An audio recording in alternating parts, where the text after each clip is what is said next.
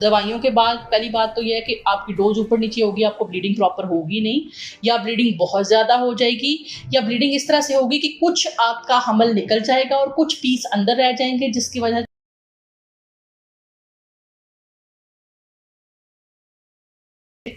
आज मैं जिस टॉपिक के ऊपर बात करनी है उसके ऊपर वो बड़ा सेंसिटिव टॉपिक है। वो है कि हमल को ज़ाया करने वाली जो इस्तेमाल होती हैं गोलियाँ, मेडिसिन्स, उनका क्या नुकसानात है और वो कब तक इस्तेमाल की जा सकती हैं, तो क्या इनका इस्तेमाल दुरुस्त है या नहीं दुरुस्त है। हमारे यहाँ अनफॉर्चुनेटली जो कॉन्ट्रासेप्शन है, यानी बच्चों में वक्फे के लिए जो गोलियाँ जो इस्तेमाल होने वाला तरीका है, वो अनफॉर्चुनेटली सबसे बड़ा तरीका DNC है। यानी हमारे यहाँ लोग वक्फा नहीं करते, जब हमल हो जाता है तो गोलियाँ खा लेते हैं या DNC करवा लेते हैं। हालांकि ये एथिकली भी और एथिकल ग्राउंड्स पे भी और हेल्थ ग्राउंड्स पे भी सबसे ख़तरनाक तरीका है। तो आइडियली तो अगर आपका बच्चे का प्लान नहीं है तो आप बेपनाह तरीके मौजूद हैं, कॉन्ट्रासेप्शन हैं, जिस पे कि मेरी एक वीडियो भी मौजूद है। उसमें लॉन्ग टर्म लंबे अरसे तक के लिए कौन से हैं, शॉर्ट टर्म कौन से हैं और एमरजेंसी पिल्स कौन से हैं, उनकी सारी डिटेल मौजूद है। लेकिन स्टिल अभी जो हमारा सर्वे हुआ है लास्ट हुआ 2019 में, उसमें भी यही देखा गया कि इस वक्त सबसे ज़्यादा जो इस्तेमाल होने वाला वक्फे का तरीका है वो मेडिसिन या DNC के थ्रू। DNC बहुत कम लोग जाते हैं, मेडिसिन यूज़ कर लेते हैं। और मेडिसिन जो है वो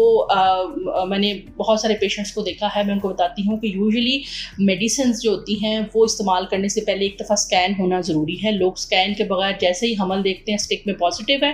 वो दवाइयाँ खा लेते हैं और उसके बाद हमारे पास आते हैं कि जी हमने इतनी दवाइयाँ खा छोड़ी हैं और हमें ब्लीडिंग नहीं हो रही है। तो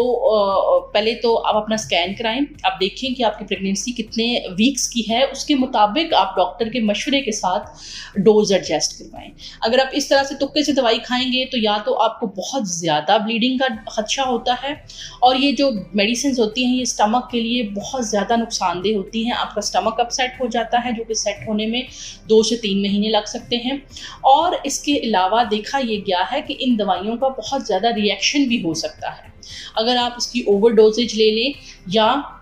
कम डोजेज ले लिया। प्रीवियसली मेरे पेशेंट में कुछ दिन पहले मेरे पेशेंट में क्लिनिक में एक पेशेंट आई, वो मैं इतनी हैरान हुई कि वो कहती है कि मैंने ये 8 गोलियां इकट्ठी खाई, 4 गोलियां खा ली और 4 गोलियां मैंने वजाइना में रखी, और वो ये बहुत ज़्यादा ओवरडोज है और उसको पिछले 3 दिन से वॉमिटिंग थी, और उसके अलावा जो है वो उसका स्टमक बुरी तरह से अपसेट था, और जाहिर है वो मेडिसिन का साइड इफ़ेक्ट था। और अब उसको जो है वो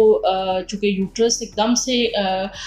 जो थी वो कॉन्ट्रैक्ट होने के बाद एटोनिक टाइप की हो गई थी, तो इसलिए उसको सिर्फ एक दाग लग रहा था, प्रॉपर तरीके से जो है वो पेन्स भी नहीं आ रही थी। तो ये आपने डॉक्टर के मशवरे तक इस्तेमाल करना है। WHO ने या जो ड्रग बोर्ड है, अमेरिकन ड्रग बोर्ड है, उन्होंने जो ये अबॉर्टिफिशेंट हैं, यानी जो अबॉर्शन करने वाली पिल्स हैं, इनका इस्तेमाल 8 हफ्ते, यानी अगर आपको 1 माह ऊपर हो गया है तब तक आप ये सेफली इस्तेमाल कर सकते हैं। अगर आपको 2 महीने ऊपर चले गए हैं या 3 महीने चले गए हैं तो फिर आप इन मेडिसिन का इस्तेमाल नहीं कर सकते, क्योंकि ज़्यादा चांसेस हैं कि आप ओवर ब्लीड कर जाएंगी। दवाइयों के बाद पहली बात तो यह है कि आपकी डोज ऊपर नीचे होगी, आपको ब्लीडिंग प्रॉपर होगी नहीं, या ब्लीडिंग बहुत ज़्यादा हो जाएगी, या ब्लीडिंग इस तरह से होगी कि कुछ आपका हमल निकल जाएगा और कुछ पीस अंदर रह जाएंगे, जिसकी वजह से चूँकि यूट्रस का मुंह ओपन हो गया है तो बैक्टीरियाज ऊपर जाके उसके अंदर इन्फेक्शन कर देंगे और आपकी RPOCs इन्फेक्टेड हो जाएंगे। यहाँ तक कि पेशेंट्स को ये भी देखा गया है कि उनकी यूट्रस तक गल जाती है, कि जब कोई दाई वगैरह उनकी अटैम्प्ट करती है सफाई करने के लिए तो वो यूट्रस इंस्ट्रूमेंट जो है वो यूट्रस के आर पार हो जाते हैं, क्योंकि यूट्रस बहुत सॉफ्ट हो जाती है। इसी तरह से कुछ पेशेंट्स के अंदर ये देखा गया है कि वो मेडिसिन से एलर्जिक होते हैं, और अगर आपका जो है वो मेडिसिन से आप एलर्जिक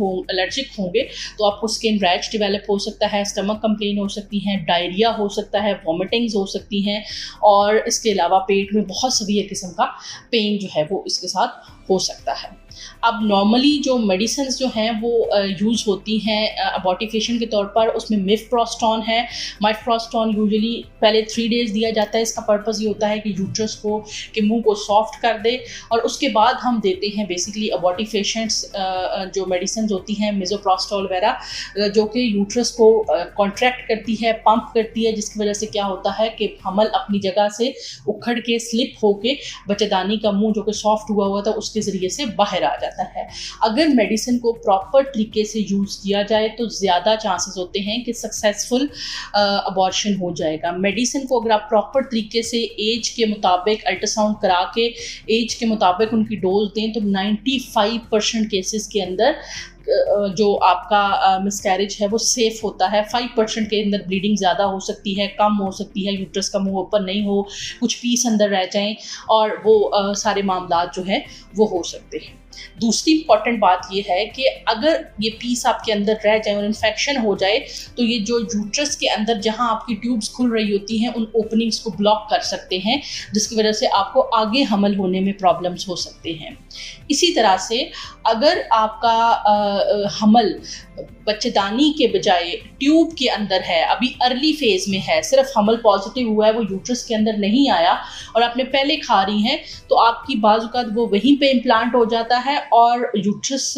के साथ जो ट्यूब्स होती हैं उनके रप्चर होने का भी रिस्क होता है। हमारे पास गवर्नमेंट सेटअप में बहुत सारे पेशेंट आते हैं, वो दाई के पास गए, उन्होंने सफाई की, मेडिसिन दी और उसके बाद पता चला कि हमल तो यूट्रस में था ही नहीं, वो सारे इंस्ट्रूमेंट यूट्रस में मारते हैं, उधर टॉपिक प्रेगनेंसी थी जो रप्चर हो गई और बुरी हालत में पेशेंट हमारे पास लैंड करता है। तो सेल्फ एक्सपेरिमेंट्स ना करें, प्रॉपर कंसल्टेंट के पास जाएं और अपनी प्रेगनेंसीज को प्लान करें। हमारे यहाँ अनफॉर्चुनेटली बहुत कम प्रेगनेंसीज को प्लान किया जाता है और अगर आप प्रेगनेंसी प्लान नहीं कर रहे तो कॉन्ट्रासेप्शन की दवाइयाँ ज़रूर इस्तेमाल करें। हमारी तो गवर्नमेंट फ्री दे दे के भी तंग आ गई है, लेकिन वो भी लेने को कोई तैयार नहीं है। लोग वक्फे की गोली नहीं खाते हैं, लेकिन हमल ज़ाया करने वाली, DNCयाँ करवाने वाली हमारी मेंटालिटी है कि हम इसको बहुत प्रेफर करते हैं, लेकिन ये बहुत नुकसानदेह चीज़ें होती हैं। उम्मीद है आपको वीडियो पसंद आई होगी। कोई क्वेश्चन, कोई कॉमेंट इसमें हो तो आप ज़रूर जो है वो कॉमेंट सेक्शन में बताएँ, आपके क्वेश्चन के आंसर किए जाएंगे। मिलते हैं इंशाल्लाह नेक्स्ट इस वीडियो में, तब तक के लिए अल्लाह हाफ़िज़।